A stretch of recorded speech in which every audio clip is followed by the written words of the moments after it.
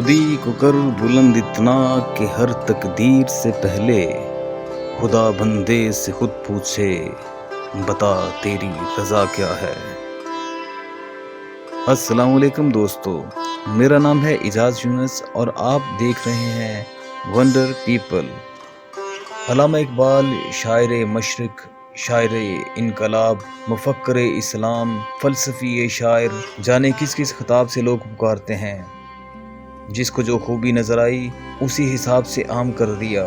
جس ایک شخص میں اتنی خوبیاں ہوں اس کے اتنے ہی لقب ہو سکتے ہیں۔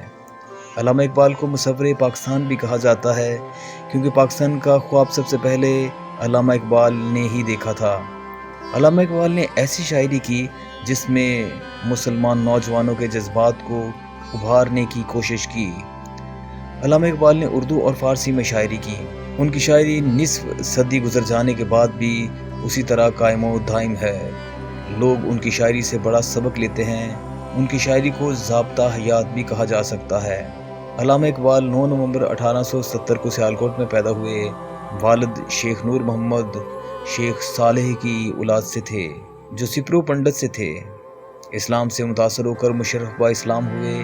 یہ خاندان کشمیر میں مقیم تھا۔ ہندو حکومت سے تنگ آ کر سیالکوٹ میں آباد ہوئے۔ شیخ نور محمد اپنے بچے کو صرف دینی تعلیم دینا چاہتے تھے، اس لیے ایک مقامی مدرسہ میں لے گئے جہاں پر عربی اور فارسی کی اعلیٰ تعلیم دی جاتی تھی۔ اس کے بعد آپ مشن اسکول سیالکوٹ میں داخل ہوئے اور سیالکوٹ سے ہی آپ نے 1895 میں FA کا امتحان پاس کیا۔ اس کے بعد علامہ اقبال 1895 میں لاہور آئے اور وہاں گورنمنٹ کالج میں داخلہ لے لیا۔ 1899 میں آپ نے MA فلسفہ کیا اور اورینٹل کالج لاہور میں ریڈر مقرر کیے گئے۔ کچھ عرصے بعد گورنمنٹ کالج لاہور میں فلسفے کے اسسٹنٹ پروفیسر کا منصب بھی حاصل کر لیا۔ 1905 میں انگلستان جانے کا موقع ملا۔ 1905 سے 1908 تک انگلستان میں مقیم رہے۔ آپ نے ٹرینٹی کالج کیمبرج یونیورسٹی میں داخلہ لیا جہاں پر آپ نے سر تھامس آرنٹ سے فیض حاصل کیا۔ جرمن کی میونخ یونیورسٹی سے PhD کی اور لندن یونیورسٹی سے بار ایٹ لا کیا۔ لندن قیام کے دوران علامہ اقبال کی سوچ میں بھی تبدیلی آئی۔ وہ وطن واپس، تعمیر نو اور نشاط ثانیہ کا جذبہ لے کر آئے۔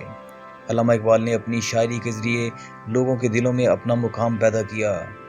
علامہ اقبال کی نظم نالہ یتیم ایسی ہے، یہ اس وقت ہر سٹیج پر پڑھی جاتی تھی۔ اس کے علاوہ فلسفہ خودی، بے خودی، الغرض، علامہ اقبال کی شاعری کو جس لحاظ سے دیکھیں ایک مکمل شاعری کہہ سکتے ہیں۔ آپ کی شاعری فلسفی ہے، ساری کی ساری شاعری فلسفہ پر مبنی ہے۔ علامہ اقبال کی شاعری نے سوئے ہوئے لوگوں کو جگایا۔ علامہ اقبال نے صوفیانہ شاعری بھی کی، اس وجہ سے بعض مفکرین آپ کو صوفی شاعر بھی کہتے ہیں۔ علامہ اقبال نے اپنی شاعری کے ذریعے مسلمانوں کو ان کا شاندار ماضی یاد دلایا۔ اگرچہ علامہ اقبال ایک شاعر تھے، ان کا سیاست سے کوئی تعلق نہیں تھا، انہوں نے اپنی شاعری کے ذریعے مسلمانوں کے کردار کو درست کرنے کی کوشش کی، اس لیے مسلمان قائدین میں ان کا بھی نام آتا ہے۔ جب بلقان اور طرابلس کی جنگ ہوئی تو علامہ اقبال نے اس وقت ترکی کی حمایت کی، اتحاد ملت کے جذبے کو ابھارنے کی کوشش کی اور ایسی شاعری کی جس میں ملت اسلامیہ کی سربلندی کے لیے قربانی کا سبق تھا۔ پنجاب میں ایک انجمن قائم ہوئی، اس کے ممبر بنے اور اس کی کامیابی کے لیے دن رات کام کرتے رہے۔ 1910 میں اس کے اندر کچھ انتشار پھیل گیا تو علامہ اقبال نے اپنی بصیرت سے اس معاملے کو سلجھایا اور انجمن کی صفوں میں دوبارہ اتحاد پیدا کیا۔ علامہ اقبال میثاق لکھنؤ کے خلاف تھے، اس میں مخلوط قومیت کی راہ ہموار ہوئی ہے جو کہ علامہ اقبال کو بالکل پسند نہ تھی۔ اس معاہدے کے تحت مسلمانوں کو حذف کرنے کی سازش کی جا رہی تھی۔ اس معاہدے میں اقلیتوں کو حق نہیں دیا جا رہا۔ اس معاہدے کے تحت نہ صوبہ سرحد کو اصطلاحات ملی اور نہ ہی سندھ کو بمبئی سے الگ کیا گیا۔ اس طرح مسلمانوں کے مطالبات کو نظر انداز کیا جا رہا تھا۔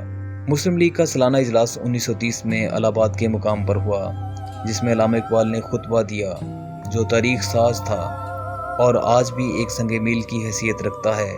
اس خطبے میں علامہ اقبال نے دو قومی نظریے کو واضح الفاظ میں بیان کیا اور برصغیر میں ملت اسلامیہ کے تصور کو بھی واضح کیا اور ایک الگ آزاد وطن کا تصور پیش کیا۔ علامہ اقبال نے گول میز کانفرنس میں بھی شرکت کی۔ گول میز کانفرنس میں جب نو آبادیات کا نقشہ بیان ہو رہا تھا تو علامہ اقبال نے اس تجویز کی مخالفت کی اور کہا تمام صوبوں کو خود مختار اور آزاد نو آبادیات کا نام دیا جائے اور سب صوبوں کا تعلق براہ راست امور وزیر ہند سے ہونا چاہیے۔ یہ سن کر پنڈت جواہر لال نہرو کو سخت تکلیف ہوئی اور اخبارات میں علامہ اقبال کی تجویز کو ہدف تنقید کا نشانہ بنایا گیا۔ علامہ اقبال نے 1933 میں اس کا جوابی بیان جاری کیا۔ عمر کے آخری حصہ میں علامہ اقبال کو مسلم لیگ کی قیادت بھی کرنا پڑی۔ محمد علی جناح گول میز کانفرنس کے لیے لندن گئے تو واپس نہیں آئے۔ اس طرح مسلم لیگ کمزور پڑ رہی تھی۔ ان حالات میں علامہ اقبال نے مسلم لیگ کی قیادت کی ذمہ داری لی۔ اس وقت علامہ اقبال کی صحت بھی کچھ خراب تھی تو انہوں نے قائد اعظم کو خط لکھا، اس وقت مسلمانوں کا سہارا کوئی اور نہیں ہے، آپ ہی ان کے قائد ہیں، لہٰذا وطن واپسی ضروری ہے اور مسلم لیگ کے لیے یہ ضروری ہے کہ آپ کی قیادت میں ہی رہے۔ چنانچہ اس خط کے بعد قائد اعظم محمد علی جناح وطن واپس آئے اور مسلم لیگ کی قیادت کو سنبھالا۔ مسلم لیگ کی تنظیمیں نو کی اور اس کو منزل کے حصول کے لیے فعال کیا اور پھر آزادی کے لیے جدوجہد میں لگ گئے۔ اللہ تعالیٰ نے ان کو ان کی کاوشوں کا ثمر عطا کیا اور آج ہم پاکستان کی شکل میں اس ملک میں رہتے ہیں۔